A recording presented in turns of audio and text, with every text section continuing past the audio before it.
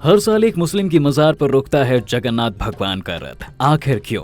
दोस्तों, वो कहावत तो आपने भी सुनी होगी कि भगवान सिर्फ भाव के भूखे होते हैं। वो धर्म या जाति के हिसाब से अपने भक्तों में भेदभाव नहीं करते। जगन्नाथ जी के रथ का हर साल एक मुसलमान की मजार पर रुकना भगवान के इसी भाव का जीता जागता उदाहरण है। जिस मजार पर रथ यात्रा रुकती है वो भगवान के एक मुस्लिम भक्त सालबेग की मजार है। जी हाँ, बात उस समय की है दोस्तों, जब भारत में मुगलों का राज हुआ करता था। सालबेग की माँ एक हिंदू थी और पिता मुसलमान। सालबेग ने बड़े होकर मुगल सेना में भर्ती ले ली थी, लेकिन एक लड़ाई के दौरान उसके माथे में काफी गहरी चोट आ गई। कई सारे हकीम और वैद्यों से उसने इलाज करवाया। खुद मुगल सेना की तरफ से उसका इलाज किया गया, लेकिन कोई असर तक नहीं हुआ। लंबे समय तक घाव ठीक न होने की वजह से सालबेग को मुगल सेना से बाहर निकाल दिया गया। शरीर के घाव से और नौकरी चले जाने की वजह से सालबेग पूरी तरह से टूट चुका था। लेकिन तब उसे उसकी हिंदू मां ने भगवान जगन्नाथ की भक्ति करने का सुझाव दिया। एक मुस्लिम होकर हिंदू भगवान को पूजने का ये फैसला करना बहुत मुश्किल था, लेकिन अपनी मां की बात को मानकर सालबेग भगवान जगन्नाथ की आराधना में जुट गया। भगवान की भक्ति में सालबेग कुछ इस तरह से डूब गया कि उसे और कुछ नजर ही नहीं आता था। इस भक्ति ने सबसे पहले तो उसके मन में फैले डर और अशांति को दूर किया। उसे मानसिक शांति मिली तो वो पहले से अच्छी और खुशहाल जिंदगी बिताने लगा। लेकिन फिर उसके घाव का ठीक होना अभी भी बाकी था। एक दिन जब सालबेग सो रहा था, तब भगवान श्री जगन्नाथ स्वयं उसके सपने में प्रकट हुए।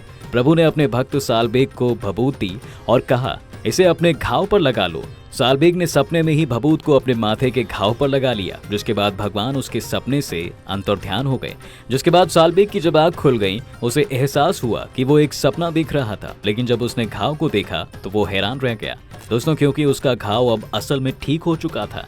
सालबेग को ये यकीन नहीं हो रहा था कि भगवान श्री जगन्नाथ ने खुद उसके दुखों को हर लिया है। तो भगवान की जय जयकार करता हुआ जगन्नाथ जी मंदिर पहुंच गया, लेकिन एक मुस्लिम होने की वजह से सालबेग को मंदिर में प्रवेश नहीं करने दिया गया। वो इस बात से अत्यंत निराश हो गया, लेकिन उसने हार नहीं मानी।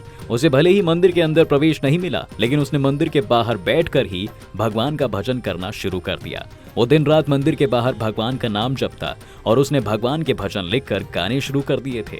उसके भजन इतने ज्यादा सुरीले और भक्ति भाव से भरे हुए थे कि अन्य सभी भक्त भी उसके बनाए भजन अन्य भक्तों की जुबान पर चढ़ गए थे। सालबेग का समस्त जीवन श्री जगन्नाथ की भक्ति में बीता, लेकिन उसे कभी भी भगवान के मंदिर में प्रवेश नहीं मिल सका। भक्ति करते करते ही जब सालबेग मृत्यु के दरवाजे पर पहुंचा, तो मरने से पहले उसने कहा, भले ही मुझे कभी मंदिर में प्रभु के पास जाने की अनुमति नहीं मिली, लेकिन अगर मेरी भक्ति में जरा भी सच्चाई है तो प्रभु खुद मेरी मजार तक आएंगे। ऐसा कहकर सालबेग ने अपने प्राण त्याग दिए। इसके बाद सालबेग की मजार को जगन्नाथ मंदिर से गुंडीचा मंदिर जाने के रास्ते में बनाई गई। सालबेग की मृत्यु के कुछ महीने बाद ही प्रभु श्री जगन्नाथ की यात्रा निकलने का अवसर आया। रथ यात्रा जब चलकर सालबेग की मजार के सामने से गुजरने लगी, तो लाख कोशिशों के बाद रथ वहां से हिला ही नहीं। दोस्तों, हजारों लोग रथ को खींचने में लग गए, लेकिन रथ अपनी जगह से टस से मस तक नहीं हुआ। सब लोग हैरान हो गए, आखिर ऐसा क्या हो रहा है। सबको लगने लगा कि जरूर उनसे कोई गलती हो रही है। तभी प्रभु अपनी नाराजगी दिखाने के लिए आगे नहीं बढ़ना चाहते हैं। तब किसी ने राजा को भक्त सालबेग की मृत्यु से पहले कही गई बातों के बारे में बताया। तब राजा ने मंदिर के पुरोहित से इस बारे में मंत्रणा की। भक्त सालबेग की भक्ति से पुरोहित अपना मुंह नहीं मोड़ पाए, और अब तो स्वयं प्रभु ने उसकी सच्ची भक्ति का प्रमाण दे ही दिया था।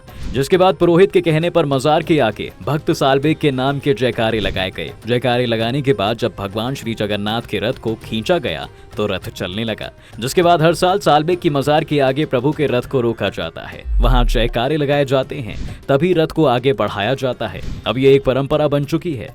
दोस्तों, भक्त सालबेग की ये कहानी आपको कैसी लगी कमेंट्स में जरूर बताइएगा। वीडियो को लाइक कीजिए, शेयर कीजिए। आगे और भी ऐसी वीडियोस के लिए हमारे पेज को फॉलो कीजिए। धन्यवाद।